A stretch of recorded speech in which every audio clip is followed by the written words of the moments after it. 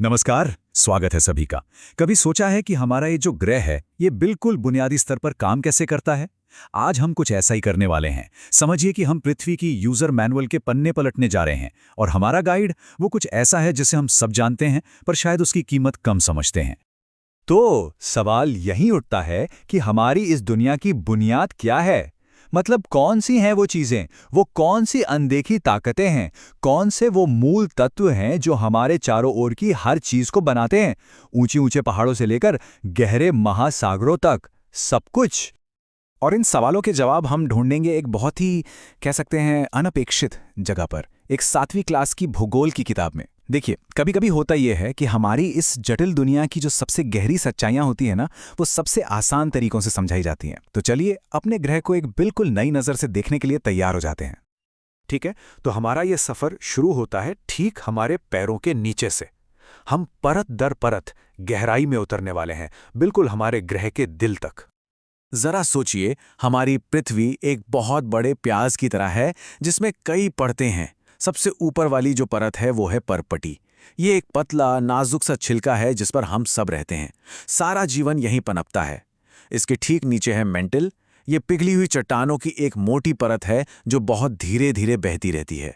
और सबसे अंदर केंद्र में है क्रोड, धातु का एक बेहिसाब गर्म दिल जो हमारे ग्रह का मैग्नेटिक फील्ड बनाता है। और ये जो परपटी है ना, ये बनी है चट्टानों के एक बड़े ही दिलचस्प परिवार से, जो लगातार बदलता रहता है। कहानी शुरू होती है आग्नेय चट्टानों से। ये आग से पैदा होती हैं। जब पिघला हुआ मैग्मा ठंडा होकर ठोस बन जाता है, फिर समय के साथ हवा और पानी इन्हें तोड़कर छोटे छोटे कणों में बदल देते हैं। ये कण जब दबते हैं तो बनती हैं अवसादी चट्टानें। और फिर जब इन दोनों में से किसी भी चट्टान पर बहुत ज्यादा गर्मी और दबाव बढ़ता है तो वो बन जाती हैं कायांतरित चट्टानें। ये एक ऐसा चक्र है जो कभी खत्म नहीं होता। लेकिन एक बात साफ है, पृथ्वी की सतह कोई शांत जगह नहीं है। ये तो एक चलता फिरता मैदान है जिससे लगातार बड़ी बड़ी ताकतें तराश रही हैं, जो कभी नहीं रुकती। और यहाँ पर वो दो ताकतें दिखती हैं जो हमारी दुनिया को बनाती और बिगाड़ती हैं। एक तरफ हैं अंतर्जनित बल, मतलब जो धरती के अंदर से काम करते हैं। ये एक बेचैन मूर्तिकार की तरह हैं जो भूकंप और ज्वालामुखी जैसी अचानक हलचल से पहाड़ और घाटियां बना देते हैं। और दूसरी तरफ हैं बहिर्जनित बल। ये धरती की सतह पर काम करते हैं, एक बड़े ही धैर्य वाले कलाकार की तरह। हवा और पानी से धीरे धीरे सब कुछ बदलते रहते हैं। और ये जो बदलाव लाने वाले एजेंट्स हैं ना, ये हर जगह है। निर्माण और विनाश का एक लगातार नाच चल रहा है। देखिए, ज्वालामुखी नई जमीन बना देते हैं, नदियां गहरी घाटियां काट देती हैं, हवा रेत के टीलों को शक्ल देती है, और ग्लेशियर वो तो धीरे धीरे खिसकते हुए पूरे के पूरे महाद्वीपों का नक्शा ही बदल देते हैं। तो चलिए, अब तक हमने अपने पैरों के नीचे की जमीन को तो समझ लिया। अब नजरें उठाते हैं ऊपर, उस हवा की तरफ जिसमें हम सांस लेते हैं, और उस पानी की तरफ जो इस ग्रह पर जीवन का दूसरा नाम है। कभी हवा के बारे में सोचा है, जो हमारे चारों तरफ है? बड़ी हैरानी की बात है कि इसमें से 78% तो नाइट्रोजन है, एक ऐसी गैस जिसे हम सीधे इस्तेमाल भी नहीं कर सकते। और ऑक्सीजन, जिसके बिना हम जी नहीं सकते, वो सिर्फ 21% है। सोचिए, हम कितने ज्यादा निर्भर हैं उस छोटे से हिस्से पर। और जब बात पानी की आती है तो कहानी और भी ज्यादा ड्रामेटिक हो जाती है।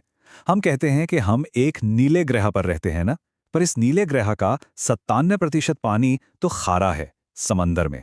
और जो सिर्फ 3% मीठा पानी है, उसका भी ज्यादातर हिस्सा बर्फ बन के जमा हुआ है। तो असल में जो पानी हमारे लिए और धरती के बाकी जीवन के लिए उपलब्ध है, वो कितना कम और कितना कीमती है। और बस यहीं, उसी नाजुक सी जगह पर जहां जमीन, हवा और पानी आपस में मिलते हैं, असली जादू होता है। इसी पतली सी परत को हम जीवमंडल कहते हैं। और अब तक हम जितना जानते हैं, पूरे ब्रह्मांड में यही वो इकलौती जगह है जहां ये सारे तत्व एक साथ आकर जीवन को संभव बनाते हैं। और इस जीवमंडल के दिल में है कॉन्सेप्ट पारितंत्र का, या जिसे हम इकोसिस्टम कहते हैं। ये सिर्फ पेड़ पौधों और जानवरों का झुंड नहीं है, नहीं, ये एक बहुत ही पेचीदा जाल है जहां सब कुछ एक दूसरे से जुड़ा है। इसे एक ऑर्केस्ट्रा की तरह समझिए, जहां हर जीव, हर चीज एक जरूरी भूमिका निभा रही है। अगर एक भी तार टूटा तो पूरी धुन बिगड़ सकती है। तो ठीक है, हमने अलग अलग टुकड़ों को देख लिया, जमीन, हवा, पानी, जीवन। अब जरा एक कदम पीछे हटते हैं और देखते हैं कि ये सब मिलकर वो बड़ी तस्वीर कैसे बनाते हैं जिसे हम पर्यावरण कहते हैं। ये किताब एक बहुत साफ फर्क बताती है।